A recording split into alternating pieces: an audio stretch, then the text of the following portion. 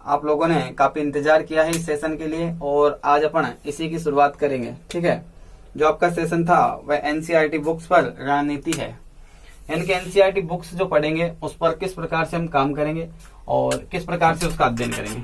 ठीक है, सबसे पहले अपन बात करते हैं एनसीईआरटी बुक्स। जो एनसीईआरटी बुक्स है वो है क्या, ठीक है, और इसका महत्व क्या है यूपीएससी एग्जाम में। तो देखिए, कक्षा 6 से लेकर 12वीं तक की जो एनसीईआरटी बुक्स है उसका अपना अध्ययन करेंगे। सबसे पहले इसकी बात करते हैं कि जो यूपीएससी और जो पीसीएस का आपका एग्जाम होता है उसके अंदर जो आपकी 6 से 12 तक की जो एनसीईआरटी जोड़ी गई है इसका कारण क्या है। ठीक है, जो भी व्यक्ति आज तक सफल हुआ है वह एक ही बात कहता है कि एनसीईआरटी को बिल्कुल ध्यान से पढ़ना, आसानी से कवर हो जाएगा ये एग्जाम के लिए। ठीक है, एग्जाम काफी हार्ड नहीं है, लेकिन कुछ लोगों की मानसिकता के द्वारा इसको हार्ड बना दिया गया है। देखिए, यूपीएससी की बात करें, कक्षा 6 से 12वीं तक की एनसीईआरटी पढ़ना कोई कठिन है क्या? एक बात बताइए, बिल्कुल कठिन नहीं है, क्योंकि आज तक जो अपन ने पढ़ा है वो कक्षा 6 से 12वीं तक की एनसीईआरटी पढ़ के ही तो अपन आज इस स्तर पर है। सबसे पहली बात तो ये है इसको, लेकिन अपन ने पढ़ा है, लेकिन एक इसी तरीके से इसको पढ़ा है कि एक क्लास, जैसे 6ठी क्लास की एनसीईआरटी पढ़ी है अपन ने, तो इसी तरीके से पढ़ी है कि अपन 7वीं क्लास में चले जाए। हमने इसको यूपीएससी की नजर से नहीं पढ़ा उस वक्त।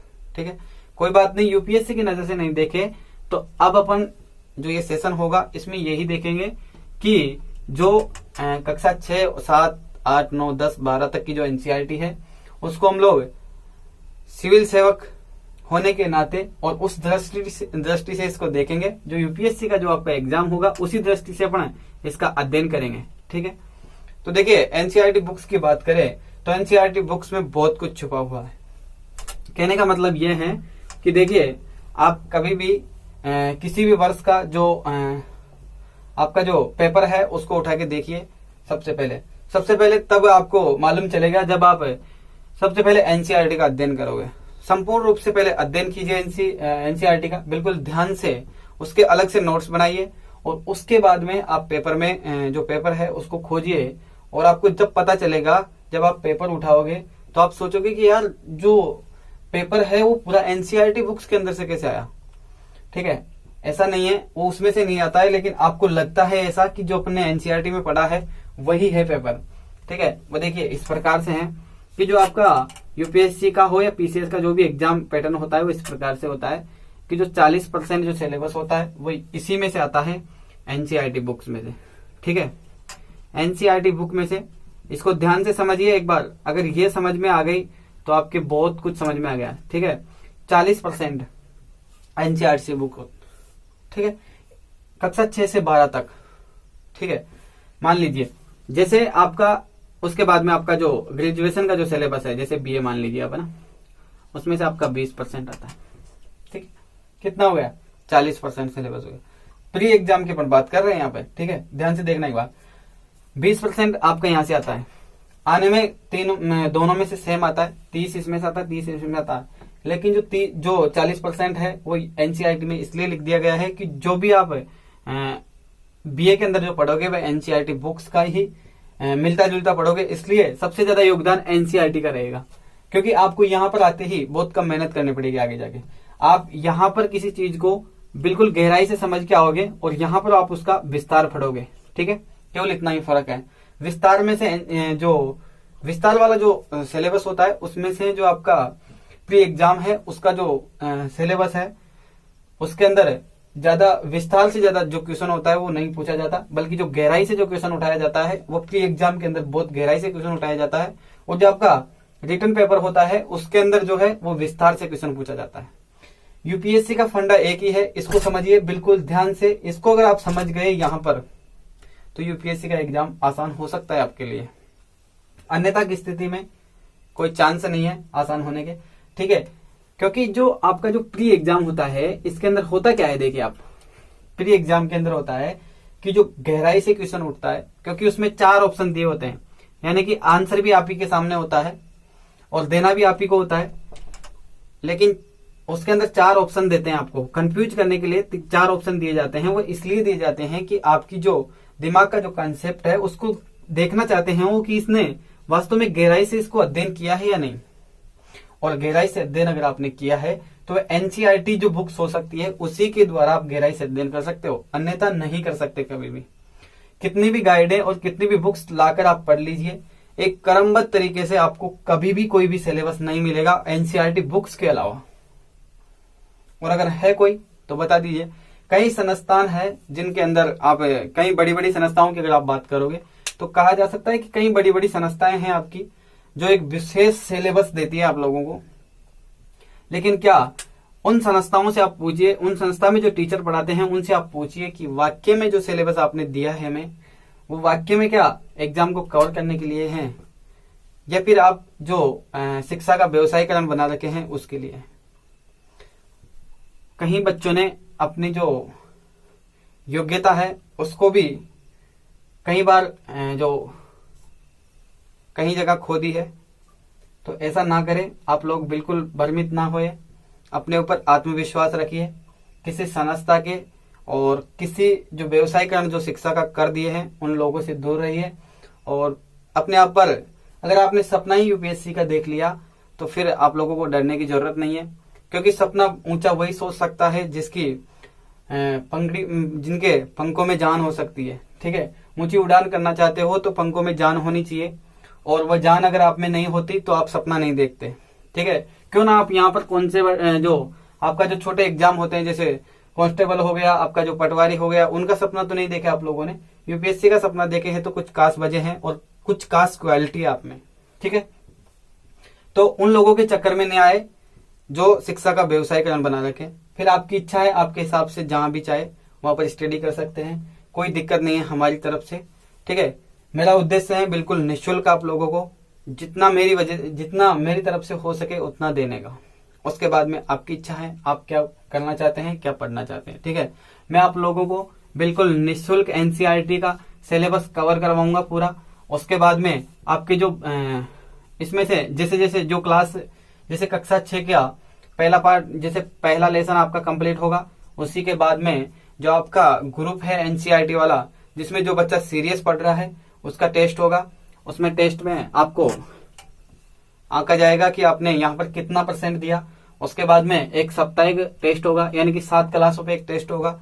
उसमें आप लोगों की प्रत्येक लेसन का टेस्ट होने के बाद में एक जो आपका टेस्ट होगा वो बिल्कुल सभी क्लासों का, यानी कि एक सप्ताह के अंदर एक टेस्ट होगा जिसके अंदर जितना भी 7 दिन में आपने अध्ययन किया है उसका आकलन किया जाएगा। ठीक है, इस प्रकार की रणनीति रहेगी आप लोगों की, ताकि आप लोगों को जो पढ़ा गया है आप लोगों के द्वारा उसका रिवीजन भी होता रहे। यानी कि मेरा एक पढ़ाने का तरीका इस तरीके से मैं बनाना चाहता हूं कि आप लोगों का रिवीजन करने की दोबारा जरूरत ना पड़े, और रिवीजन करने की तभी जरूरत पड़े आप लोगों को जब आप एग्जाम देने जाए। उससे पहले आपके जो दिमाग में जो कंसेप्ट चलता है वो बिल्कुल क्लियर हो जाना चाहिए। यहाँ से मेरा उद्देश्य यही रहेगा। ठीक है, यहाँ से आपका मेरी रणनीति इसी प्रकार से होगी। देखिए, पहला टेस्ट होगा आपका जैसे ही लेसन कंप्लीट होता है।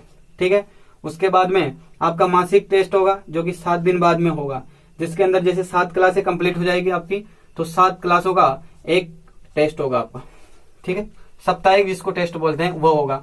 इसमें आपको जो प्रत्येक लेसन है उसी के साथ में एक टेस्ट लिया जाएगा, जो कि सुबह आपको क्लास दी जाएगी और शाम को आपको टेस्ट देना होगा।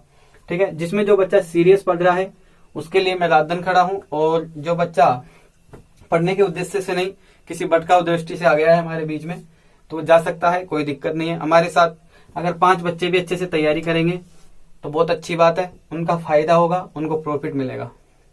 ठीक है, लेकिन जो भटकाऊ की दृष्टि से अगर 10 बच्चे भी आ गए हैं तो वह एक लॉस की दृष्टि से है, क्योंकि वो अपना समय बर्बाद कर रहे हैं और अपना जो घर का है घर वालों का जो पैसा है उसको भी बर्बाद कर रहे हैं।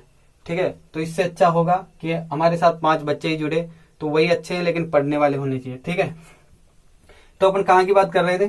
ठीक है, अपन बीच में बात छेड़ दिए, यहाँ पर ऐसा नहीं करना चाहिए। ठीक है, तो अपन बात कर रहे थे यहाँ पर कि कितना % कहाँ से उठाया जाता है। इसके बाद में जो आपका है ना, जो आपका करंट अफेयर है इसमें से उठाया जाता है आपका 30%। ठीक है, और इसमें से आपका जो अन्य होता है, यानी कि अन्य कई घटनाएं होती है उनके बारे में 10% यहाँ से क्वेश्चन उठाए जाते हैं। यानी कि आपका जो 100% सिलेबस है वो इस प्रकार से होता है प्री एग्जाम का। ठीक है, अब इसको आप गहराई से समझिए। अगर 40% यूपीएससी एनसीईआरटी बुक्स को अगर आप कवर कर रहे हो, करंट अफेयर्स की आप टेंशन ना ले। मैंने जिस प्रकार से आपको अप्रैल का जो करंट अफेयर दिया है उसी प्रकार के आपको नोट्स दिए जाएंगे, और कोशिश करूंगा कि मासिक जो नोट्स दूंगा उसके साथ में मैं आपको वार्षिक नोट्स भी देने की कोशिश करूंगा, जो कि संपूर्ण एक वर्ष की करंट नॉलेज होगी। आपको किसी भी बुक का और किसी भी न्यूज़पेपर का अध्ययन करने की बिल्कुल जरूरत नहीं है अभी, क्योंकि अगर आप हमारे साथ जुड़कर तैयारी कर रहे हैं तो हमारे हिसाब से तैयारी कीजिए। ठीक है, हमारे हिसाब से तैयारी करने का मतलब है कि आप सबसे पहले आपका जो बेस है एनसीईआरटी का उसको कवर कीजिए, उसके बाद में जैसे जैसे आपको मार्गदर्शन मिले उसी प्रकार से करते रहिए। आपको एक बहुत ही अच्छे तरीके से सिलेबस करवाया जाएगा। ठीक है, आप लोग इस चीज को समझ लिए। इसी प्रकार से आपका जो 100% जो सिलेबस होता है वो प्री एग्जाम में इस प्रकार से आता है। ठीक है, इसी प्रकार से आता है। तो अपन उसी चीज को खोजेंगे एनसीईआरटी बुक्स में से। जो ये 40% आता है ये कहाँ से आता है, ये 40% जो है वो कहाँ से आता है और कैसे आता है। ठीक है, जैसे अपना है कक्षा 6 की एनसीईआरटी बुक ले लेते हैं अपन। सबसे पहले इसका पहला लेसन ही है हमारा, जैसे हमारा अतीत। क्या है, हमारा अतीत। ठीक है, इसमें कई टॉपिक आ जाएंगे। हमारे अतीत से कहने का मतलब है कि अपन इतिहास की शुरुआत करेंगे। यहाँ से इतिहास का शुरुआत से लेकर जो आपका इसके बाद में क्लास 6 से आपका जो कक्षा 6 उसमें हमारा अतीत यानी कि इतिहास की शुरुआत होती है। और जो आपका 12th है, 12th तक आपका जो आधुनिक जो होता है वह आधुनिक इतिहास आ जाएगा आपको वहां तक जाते जाते। ठीक है, यानी कि संपूर्ण इतिहास का अपन विस्तार से चर्चा कर लेंगे। यानी कि यहाँ पर आपको 2 फायदे होने वाले। ठीक है, पहला तो आपका प्री एग्जाम का जो कंसेप्ट है वो एग्जाम का क्लियर होने वाला है। ठीक है, प्री एग्जाम के साथ में आपके मेंस की तैयारी हो जाएगी। मेंस की तैयारी इस प्रकार से होगी क्योंकि मैं आपको जो नोट्स दूंगा आपको उन्हीं नोट्सों में से आपके स्वयं के नोट्स बनाने होंगे और वह आप लोग मेरे पास शेयर करोगे। उसी बच्चे को मैं उस ग्रुप में रखूंगा जो एनसीईआरटी में अध्ययन करेगा। ठीक है, जो बच्चे अपने नोट्स बनाएंगे उन्हीं बच्चों को मैं मेरे साथ रखूंगा। अन्यथा सामग्री जो आपके मोबाइल है उसमें करते रहिए, आप एकत्रित कुछ नहीं कर पाएंगे। लास्ट में आप देखेंगे कि अपन बाद में पढ़ लेंगे, कभी नहीं पढ़ पाओगे। साथ के साथ अगर कवर कर लिए तो ठीक है, अन्यथा अगर जिसकी क्लास एक दिन की भी मिस हो गई ना वो बहुत पीछे रह सकता है।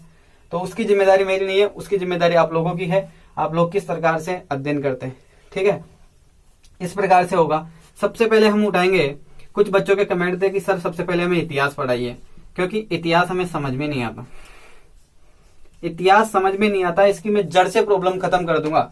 आप कभी भी ये नहीं कहोगे कि इतिहास हमें समझ में नहीं आता। इतिहास को आप इस तरीके से बता दोगे एक बार की स्टोरी के तरीके से कि हमारे अतीत से अगर बात करें कि इतिहास की शुरुआत वहां से हुई, इस प्रकार से मानव का उद्भव हुआ, इस प्रकार से यहाँ पर कौन सी सभ्यता कब विकसित हुई, उसके बाद में क्या हुआ, उसके बाद में क्या हुआ। यानी कि बिल्कुल एक स्टेप के तरीके से आप लोगों को बताया जाएगा, सीढ़ी दर सीढ़ी, बिल्कुल सीढ़ी दर सीढ़ी आपका अध्ययन करवाया जाएगा, ताकि आप लोग एक कहानी की तरह उसको याद कर सके और कहानी की तरह आप लोग दूसरे व्यक्ति को भी आप बता सके। ठीक है, यानी कि आगे अगर आप चाहे टीचर लाइन में जो स्टूडेंट होते हैं, बहुत सारे अपने यूपीएससी के जो छात्र होते हैं वह कई बच्चे हैं जो जिनकी रुचि शिक्षक की ओर यानी कि शिक्षा की ओर हो जाती है और वह उस टारगेट को छोड़कर शिक्षक चुन लेते हैं। तो उन बच्चों के लिए भी बहुत यूजफुल होने वाला है, क्योंकि शिक्षक के लिए एक विस्तार जानकारी चाहती है, विस्तार जानकारी चाहिए और वो इस प्रकार से होनी चाहिए जिस प्रकार से अपन अध्ययन कर रहे हैं। ठीक है, तो वो आगे जाके बहुत यूजफुल होने वाला है। इसके बाद में इतिहास के बाद में जैसे जैसे आप लोगों ने जो क्लास बताई है उसी प्रकार से मैं क्लास लूंगा, आपके विपरीत नहीं चलूंगा। बिल्कुल आप जैसे कहेंगे मुझे उचित लगेगा उसी प्रकार से मैं चलूंगा। ठीक है, उसके बाद में कुछ बच्चे बोल रहे थे सर भूगोल पढ़ाइए। ठीक है, भूगोल भी पढ़ा देंगे। भूगोल की जहां से पृथ्वी की उत्पत्ति होती है वहां से एनसीईआरटी के अंदर दिया गया है। कक्षा 6 की जो आपकी है उसमें हमारा ब्रह्मांड की रचना कैसे हुई, हमारा ब्रह्मांड का निर्माण कैसे हुआ, पृथ्वी का निर्माण कैसे हुआ, इन सब का वर्णन है। उसके बाद में मानव का उद्भव कहां से हुआ और जो आपके भूमि के टुकड़े हैं पेंतालासा और पेंजिया वो कैसे विभाजित हुआ, किसी घटनाओं से हुआ, इन सब के वर्णन अपन ज्योग्राफी यानी भूगोल के अंदर पढ़ेंगे। जो आपके 12 तक जाते जाते संपूर्ण भूगोल कवर हो जाएगी। इतिहास कवर हो गया आपका, भूगोल कवर हो गया, उसके बाद में पॉलिटिकल साइंस पढ़ाएंगे आपको। ठीक है, आपकी जो पॉलिटिकल साइंस होगी, पॉलिटिकल साइंस भी आपको शुरू से लेकर जहां से पॉलिटिकल यानी कि राजनीति की जहां से शुरुआत होती है वो कहां से होती है, वह अपन इतिहास और ज्योग्राफी को इन दोनों को बिल्कुल प्लस करके पढ़ेंगे अपन। उसके बाद में इसके साथ में इसका कंसेप्ट जोड़ेंगे, ठीक है।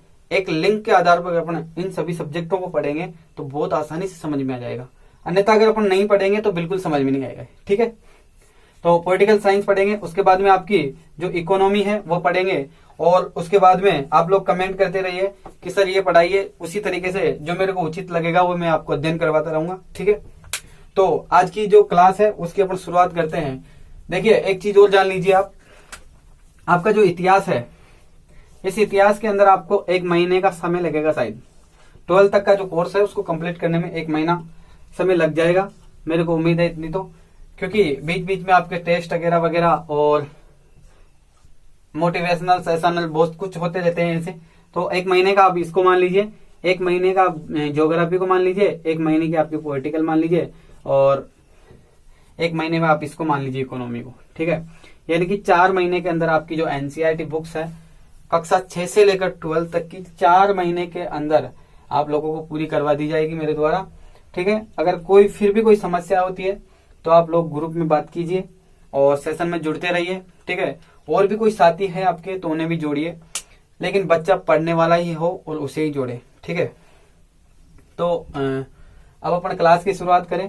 आप एक बात और जान लीजिए यहाँ पर, क्योंकि यूपीएससी जो एग्जाम है वो ऐसा एग्जाम नहीं है। आप लोग अगर चाहो कि 4 महीने अगर एनसीईआरटी में लगा देंगे, देखिए अगर ये 4 महीने की दूर की बात है, अगर आप यहाँ पर मुझे 1 सप्ताह भी दोगे ना, आपको इतना कॉन्फिडेंस आ जाएगा कि आप ये कहोगे कि एग्जाम यूपीएससी का एग्जाम में पूछा क्या जाता है, कहां से पूछेगा सवाल, पूछने दो उसे, मैं उसका जवाब दूंगा। क्योंकि आपका जो दिमाग का जो कंसेप्ट है ना वह एनसीईआरटी से क्लियर होना चाहिए, अन्यथा जो गाइडलाइन है आपकी, जो नोट्सों के पीछे वगैरह है ना, आप लोग हमेशा कमेंट करते हो सर नोट्स सही है, नोट्स सही है। मेरे पास कोई नोट्स नहीं है, ठीक है। मैं किसी बच्चे को नोट्स नहीं दूंगा, नोट्स उन्हीं बच्चों को मिलेंगे जो क्लास ले रहे हैं कंटिन्यू, जो सीरियस पढ़ाई का आनंद ले रहे हैं, उन्हीं बच्चों को नोट्स दिया जाएगा ताकि उनका भविष्य का सुधार हो सके। अन्यथा ऐसे बच्चों को, जो बच्चे नोट्स लेने के लिए आते हैं मेरे पास, बिल्कुल नहीं दूंगा, क्योंकि उनका काम क्या है आप लोगों को बताऊं, वह बच्चे नोट्स मेरे से ले लेंगे, ठीक है। उसके बाद में वो लोग शिक्षा का वही व्यापारीकरण कर रखे हैं इन लोगों ने, नोट्स मेरे से लेंगे, जाके अपने जो फेसबुक अकाउंट वगैरह वगैरह होते हैं उन पर जाके आप लोगों से प्राइज मांगेंगे, अन्य बच्चों से प्राइज मांगेंगे कि आप लोग 20 रुपए या 30 रुपए या 50 रुपए, जितने भी जैसे जैसे नोट्स होंगे उन सब की प्राइज मांगते हैं बच्चे से। क्योंकि ऐसे कई मैटर मैंने देखे हैं, और यूपीएससी के कई बच्चे हैं उनकी शिकायत आती रहती है कि सर आपके जो नोट्स है उनकी प्राइस कितनी है। क्योंकि वो प्राइस का, अगर आप लोगों ने प्राइस की शुरुआत की है तो कहीं ना कहीं इसका व्यवसायीकरण हुआ है, व्यापारीकरण हुआ है शिक्षा का, इसलिए आप लोगों ने ये कमेंट किया है मेरे पास। अन्यथा कभी और छात्रों ने कभी कमेंट नहीं किया मेरे पास। जब मैं नोट्स की बात करा तो उसी वक्त ये कमेंट आया कि सर इनकी प्राइस क्या होगी। और जब मैंने कहा कि आप क्लास में ज्वाइन हो जाइए, क्लास में ज्वाइन होने के लिए बच्चों को बोला तो उन्होंने कहा कि सर प्राइस क्या होगी इसकी, क्या ऑनलाइन भी प्राइस ली जाएगी। इस शिक्षा का व्यवसायीकरण से बचिए और जो शिक्षा का अच्छा उपयोग कीजिए। इस व्यवसायीकरण से कुछ मतलब नहीं है, और उन शिक्षकों को भी आप सपने दिखाइए जो शिक्षा का व्यवसायीकरण कर चुके हैं। कभी भी आपके जीवन में आपके लक्ष्य तक नहीं पहुंचा सकते ऐसे शिक्षक मुझे नहीं लगते। जो शिक्षकों ने शिक्षा का व्यवसायीकरण कर दिया वो आप लोगों को लक्ष्य तक पहुंचाएंगे, ठीक है। तो अपना आज की अब क्लास की शुरुआत करते हैं, ठीक है। हमारा अतीत क्लास 6 की